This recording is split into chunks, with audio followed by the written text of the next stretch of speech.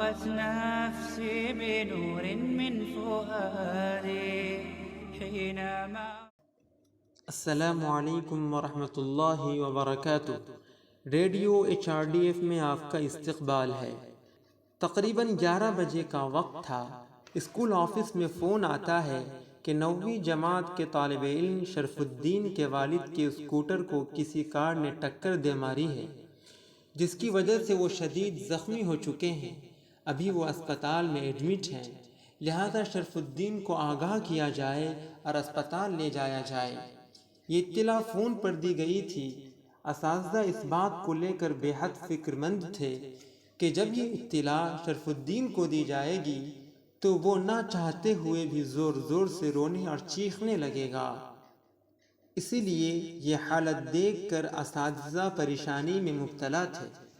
یہ اطلاع آنے کے بعد ہیڈ ماسٹر کو بچے کی تمام طرح کی ذمہ داری سونپ دی جاتی ہے۔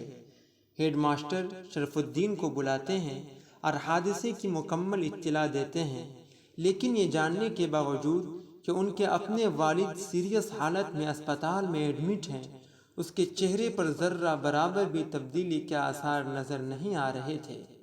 شرف الدین، کیا تم والد کو دیکھنا چاہتے ہو؟ کیا تم اسپتال جانا چاہتے ہو؟ جب اس نے ہیڈ ماسٹر کا سوال سنا تو اس کے چہرے کا رنگ بدل گیا۔ شرف الدین غصے سے بولا، جی نہیں، میں اس شخص کا چہرہ بھی نہیں دیکھنا چاہتا، میرے سامنے اس کا نام بھی نہ لیں۔ ہیڈ ماسٹر پہلے تو دنگ رہ گئے، لیکن جلد ہی اپنے آپ کو سنبھالا۔ انہوں نے پیار سے شرف الدین کے کندھے پر ہاتھ رکھا اور اسے دفتر کی طرف لے گئے۔ آدھے گھنٹے سے زیادہ شرف الدین سے گفتگو کی، اس کے بعد وہ ہسپتال جانے کو تیار ہو گیا۔ اس کہانی کو تھوڑی دیر کے لیے رہنے دیں، لیکن کیا ہم نے یہ کبھی جاننے کی کوشش کی ہے کہ ہمارے بچے ہمارے بارے میں کیا سوچتے ہیں؟ کیا ہمارے بچے ہمارے بارے میں وہی سوچتے ہیں جو شرف الدین اپنے والد کے تئیں سوچتا تھا؟ اگر ہم یہ چاہتے ہیں کہ ہمارے بچے ہم سے محبت کریں تو ابتدائی عمر سے ہی ہمیں ان سے محبت کرنی ہوگی اور شفقت و محبت سے ان کی پرورش کرنی ہوگی۔ اگر ہم اپنے بچوں پر صرف ظلم و زیادتی کرتے ہیں تو ہم اس کا قرضہ بھگتنے کے لیے تیار ہو جائیں۔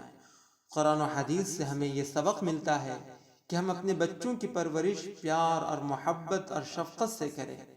قرآن نے بچوں کو والدین کے لیے دعا کرنے کا حکم دیا ہے، چنانچہ اللہ تبارک و تعالی ارشاد فرماتا ہے، اور یہ دعا کرو کہ اے میرے پروردگار، جس طرح انہوں نے میرے بچپن میں مجھے پالا ہے، آپ بھی ان کے ساتھ رحم و کرم کا معاملہ فرمائیے۔